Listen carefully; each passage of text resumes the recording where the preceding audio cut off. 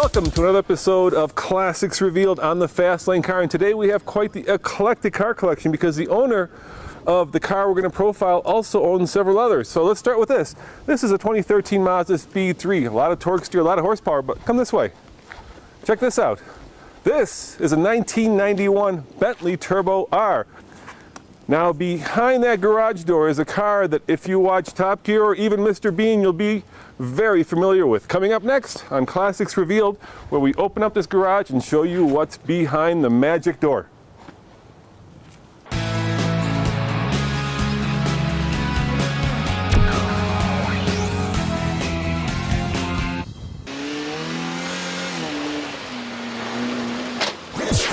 All right, you guys can't see us, but I'm in here with Kelly.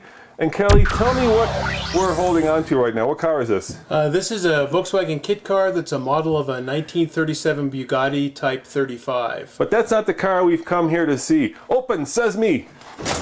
The car we've actually come here to see is hiding way back there behind the Bugatti kit car replica. And tell us what that is, Kelly. This is a 1984 Reliant Rialto GLH2.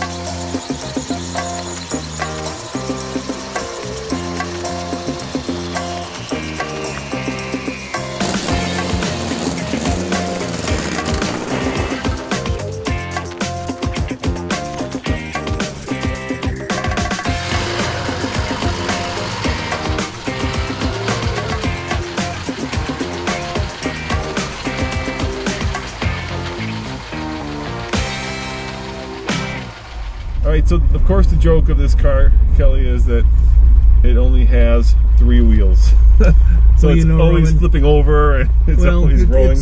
It's really sad if you think about it, because not all cars are born with 4 wheels. Yes, it is somewhat disadvantaged. Won't you please help? It's a poor thing. So put your seatbelt on. Well, the seatbelts sort of work. Yeah, better put them on. You want to be safe here. Not that I'm pretending or worried that it's going to roll over. This is a genuine high-quality English seatbelt that prevents you from... So I usually don't use them. And I figure it'll be better if it catches fire to get out of a hurry. Thanks.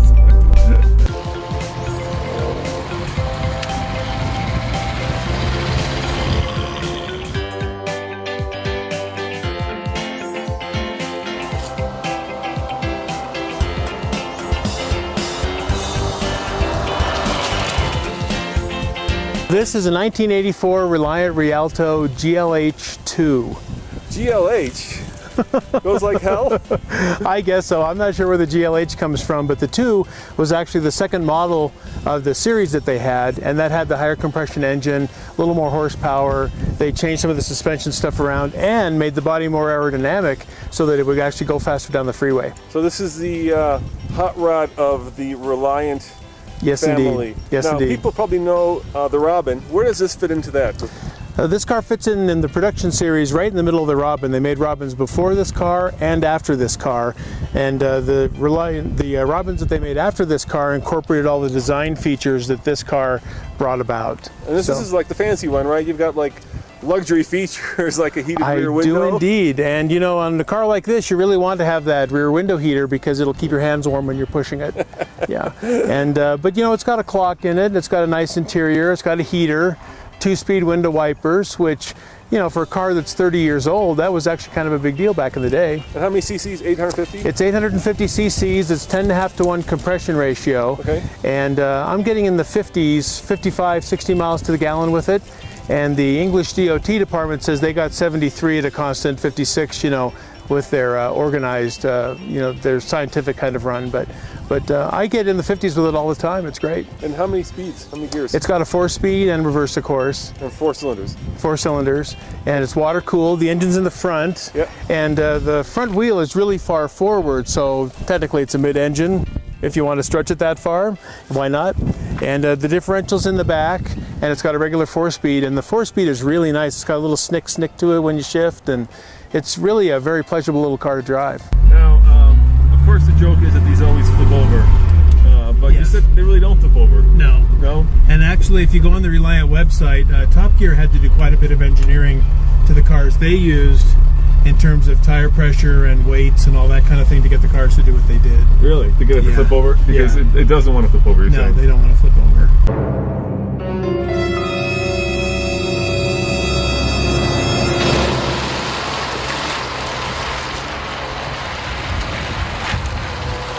You lift the wheel up.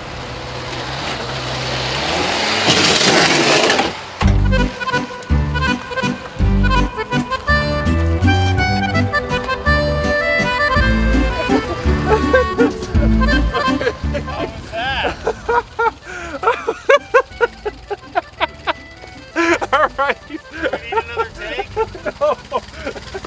I have to admit, that is the funniest thing I have seen.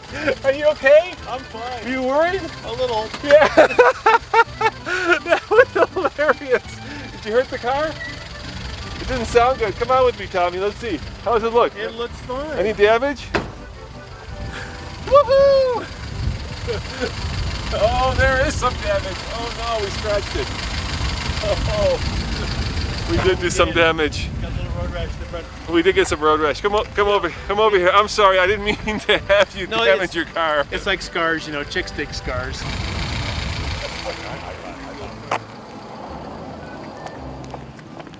Have you guys heard of an 11? Well, when you have a three-wheel car, you get a long one. Okay. And how much horsepower do we have? We're talking about a lot, you know. I mean, you got to really kind of maintain some control over this vehicle. Right. Because this particular model has the high compression engine, and it's got 49 horsepower. 49 horsepower. 49 horsepower. Wow, that's not a lot. Nope. But it's not bad. I mean, it feels pretty perky. Well, you know, and we're not really driving it that fast either. But once No. you get used to it, you can zip right along with this little car. It is kind of a mid-engine sports. Well, I shouldn't say sports car. I should say car. Oh, now we're going around a turn. But once you get used to it, Yeah. it's just good.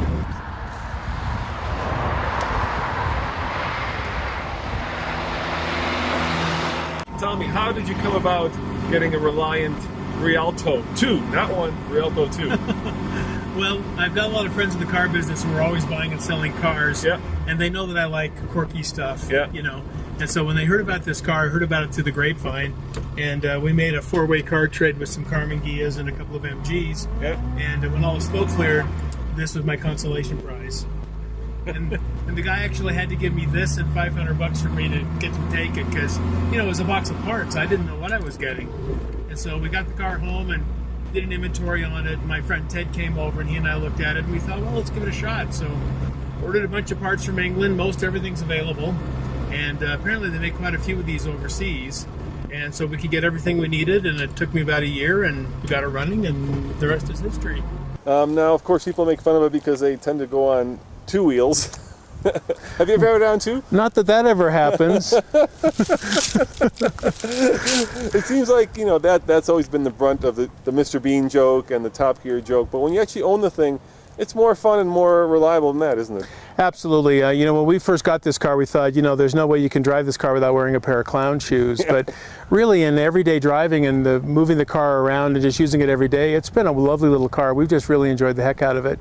And we take it everywhere we can. We've taken it on dates and shopping and movies and whatever, you know. Are you the president of the Rialto, sorry? I am the president, chief cook, and bottle washer, and as far as I know, the only member of the Reliant Rialto Owners Club. In the U.S.? In the U.S., yeah. The Reliant car company themselves have been in business since the 30s.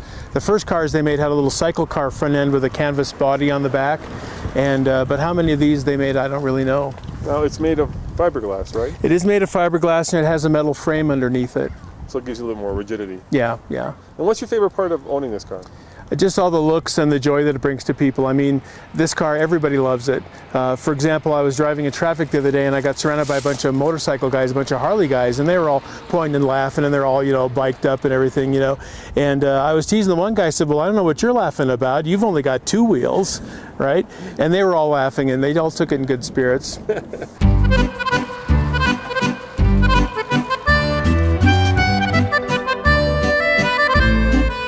That's your best joke. Give me another one. Come Oh, on. I got a couple more. Give me another three-wheel joke. I was in a Home Depot the other day and a guy in a Prius pulled up next to me.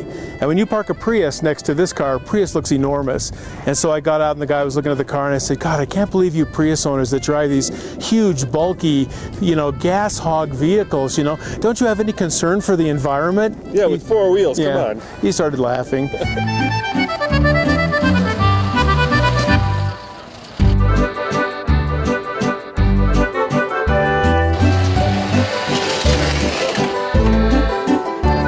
And not all cars are born with four wheels. We have to be concerned about this little vehicle, and won't you please help? All right.